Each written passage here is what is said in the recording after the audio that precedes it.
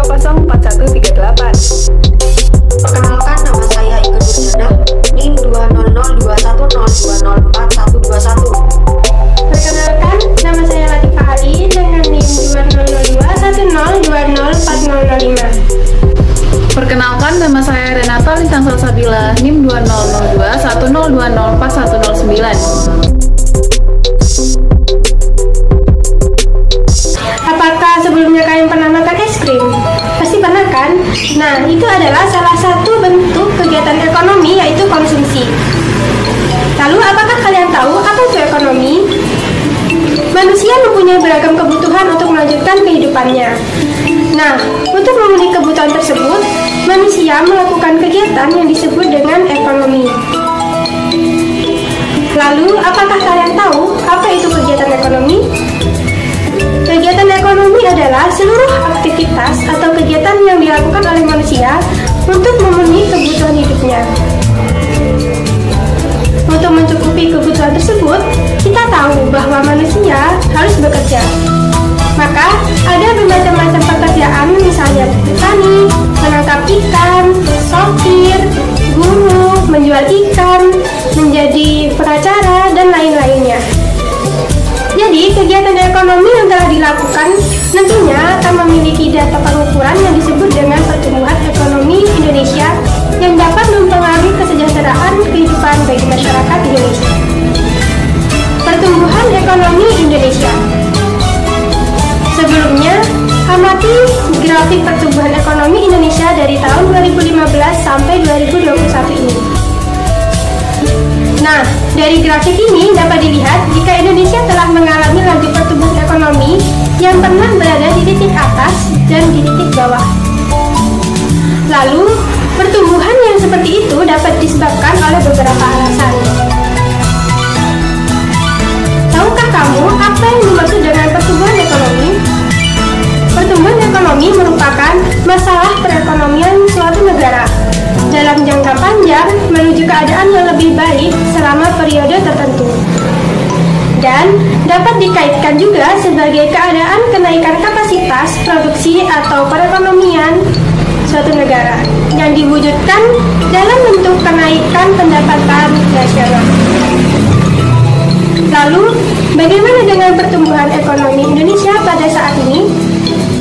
Pertumbuhan ekonomi Indonesia saat ini mengalami peningkatan daripada tahun sebelumnya. Ini diakibatkan oleh pengaruh dari adanya peningkatan konsumsi, investasi, pengeluaran, pemerintah, dan net ekspor.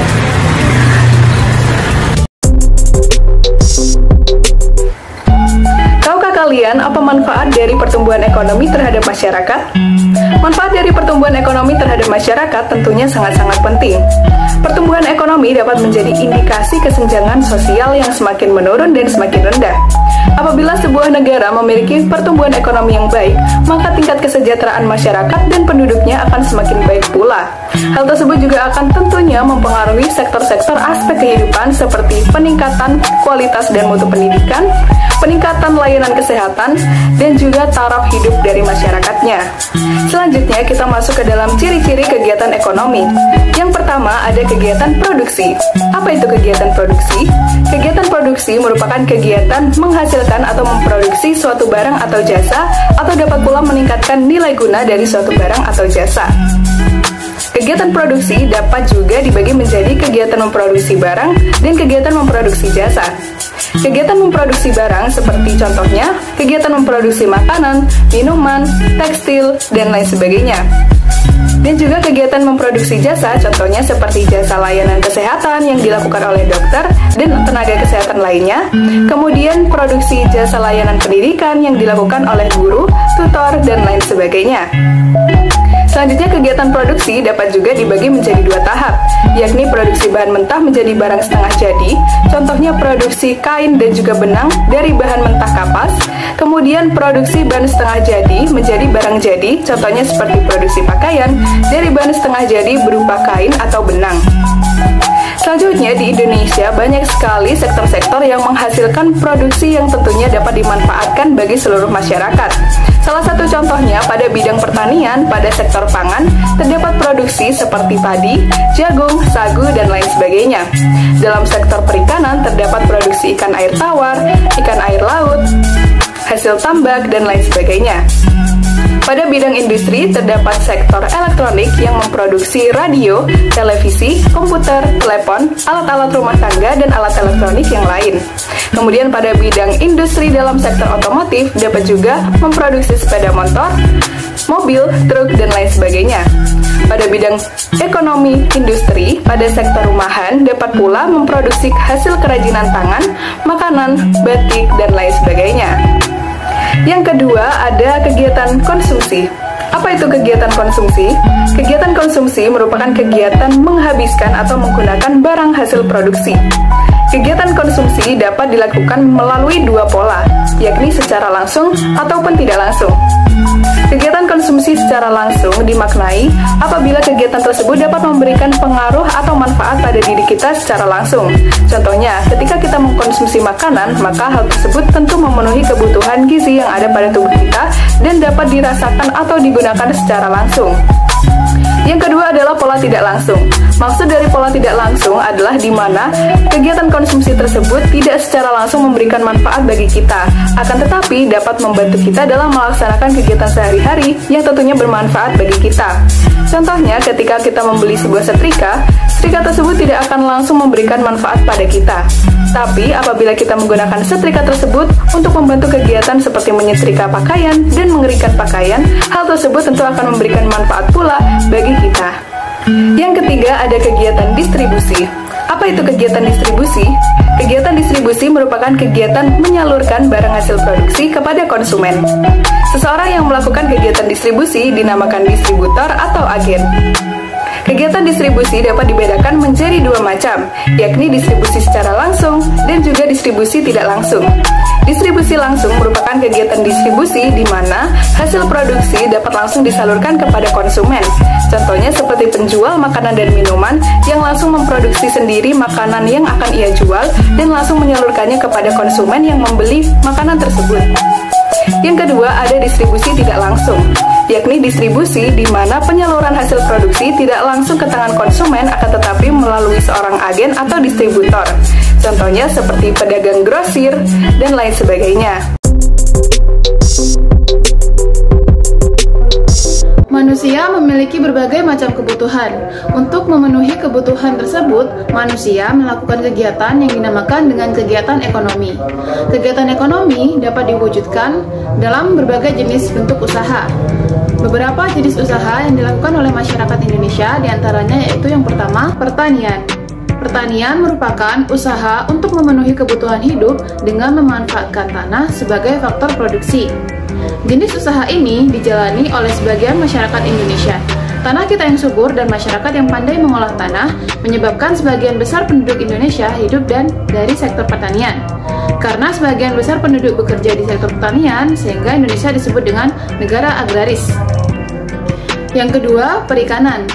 Usaha perikanan dalam hal ini adalah perikanan darat, yaitu usaha memelihara ikan di perairan darat dengan cara membuat kolam. Perikanan darat meliputi perikanan air tawar dan perikanan air payau.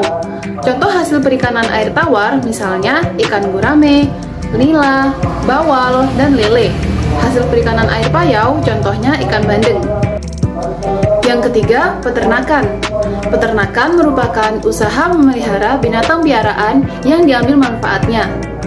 Usaha peternakan dapat digolongkan menjadi tiga, yaitu peternakan hewan besar, hewan kecil, dan unggas. Peternakan hewan besar diantaranya yaitu sapi, kerbau, dan kuda. Peternakan hewan kecil diantaranya yaitu kambing, domba, kelinci, dan babi.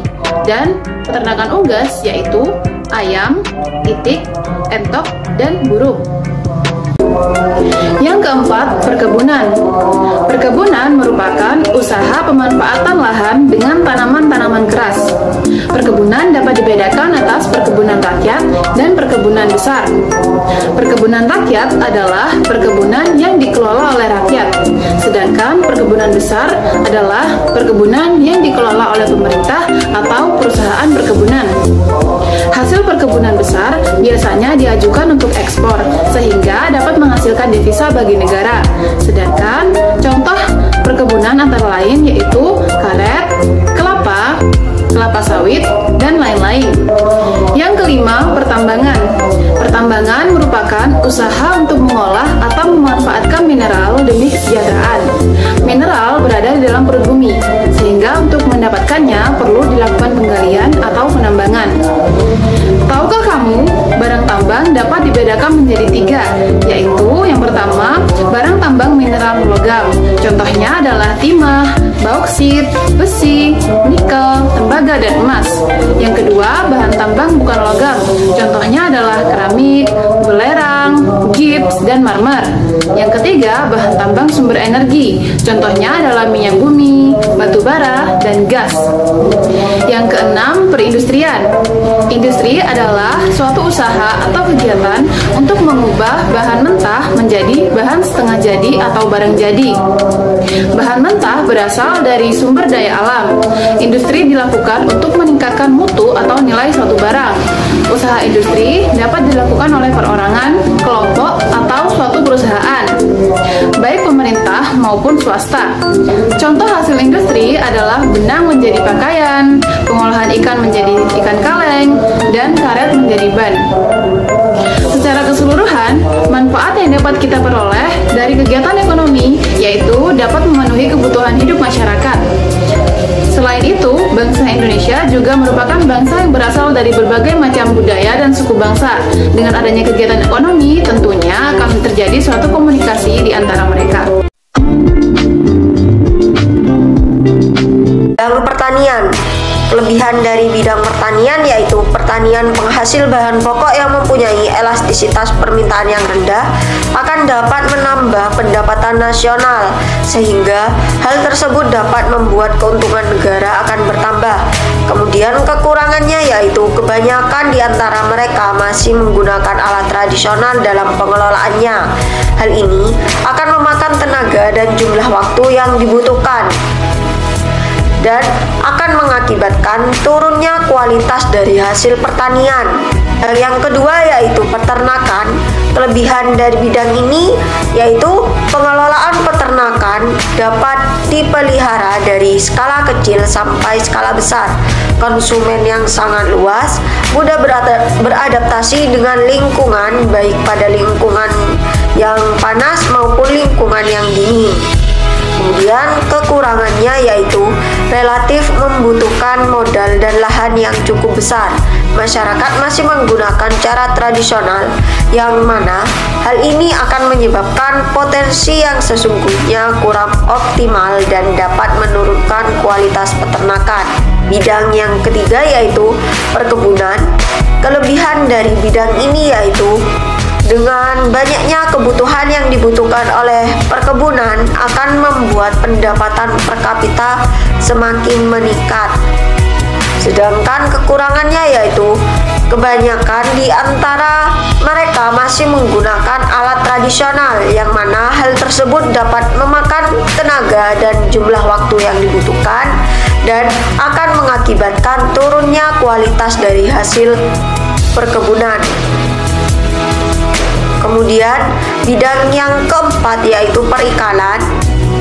Kelebihan dari bidang ini yaitu dapat meningkatkan devisa negara serta dapat menjalin hubungan atau relasi karena banyaknya orang yang dibutuhkan dalam pengelolaan sektor perairan atau dalam sektor perikanan ini. Sedangkan kekurangannya yaitu kualitas nelayan yang masih tergolong rendah serta kurangnya rasa tanggung jawab para penangkap ikan atau nelayan. Kemudian bidang yang kelima yaitu pertambangan.